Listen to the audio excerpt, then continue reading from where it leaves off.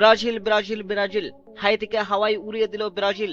এক ম্যাচে যেন ঘুরে দাঁড়ালো সেলিসাওরা। দর্শক, ম্যাচের শুরু থেকে ঝাঁপিয়ে পড়েন ভিনি, রাফিনহা ও কোনাহারা। ম্যাচের শুরুতেই কাপঝাপ শুরু হয়ে যায়, এতে করে বিশ্বকাপ ফুটবলের নতুন নিয়মের একটা ড্যামো হয়ে যায় এই ম্যাচে। হাইতির গোলকিপার বল ছাড়তে দেরি করে কর্নার পায় ব্রাজিল। এরপরে নেমে আসে ঝড়।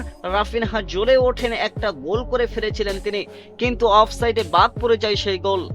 কিন্তু ম্যাচের 23 মিনিটে সেই আক্ষেপ দূর করেন ম্যাথিউস কুনহা।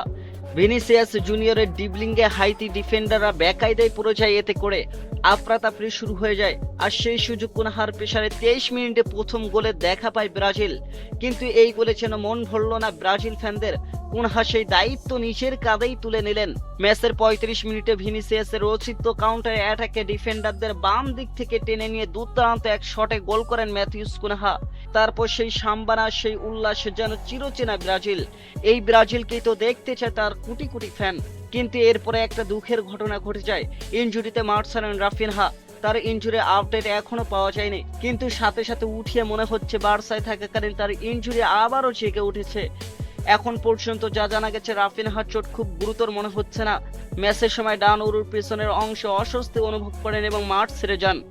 রাফিনহা নেমে যান, তারপর মাঠে নামেন রায়ান।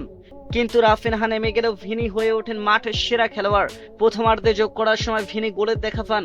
প্রথমার্ধে দুর্দান্ত খেলার পরে ভিনির গোল পাওয়াটা অপরিহার্য হয়ে উঠেছিল। ভিনি গোল করে যেন 16 কলা পূরণ করেন। 3-0 গোলের লিড নিয়ে ফার্স্ট হাফ সেঞ্চুরি করল ব্রাজিল।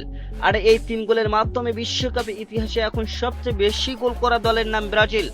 দর্শক, জার্মানির 239 গোলকে টপকে বিশ্বকাপে এখন ব্রাজিলের গোল সংখ্যা 241। অন্যদিকে ভিনিসিয়াস ব্রাজিলের হয়ে বিশ্বকাপে খেলা 6 ম্যাচে তার গোল কন্ট্রিবিউশন এখন 6। নেইমারের ইনজুরি পরে অনেকেই ধারণা করেছিলেন কে হতে যাচ্ছে নেইমারের পরবর্তী ব্রাজিলের কান্ডারি। অনেকে রাফিনহার নাম বলেছিলেন, কিন্তু ভিনি প্রমাণ করে দিয়েছেন নেইমার না থাকলে ভিনি ব্রাজিলের সেরা খেলোয়াড়। সেকেন্ড হাফ পরে ব্রাজিলকে দেখা যায় আক্রমণ করতে থাকেন একের পর এক। ম্যাচের 64 মিনিটে পাকে তাকে উড়িয়ে কালো মাঠে নিয়ে আসেন গ্যাব্রিয়েল। এরপর কোনার জায়গায় আছেন অ্যান্ড্রিক। কুনহা যখন মাঠ ছেড়ে যাচ্ছিলেন তখন স্টেডিয়ামের সকল দর্শক তালি দিচ্ছিলেন, দাঁড়িয়ে তাকে সম্মানও জানাচ্ছিলেন। তবে এনডিকের ডেবু হয়ে গেল আজ। তার বিশ্বকাপ স্তরে এটাই প্রথম ম্যাচ।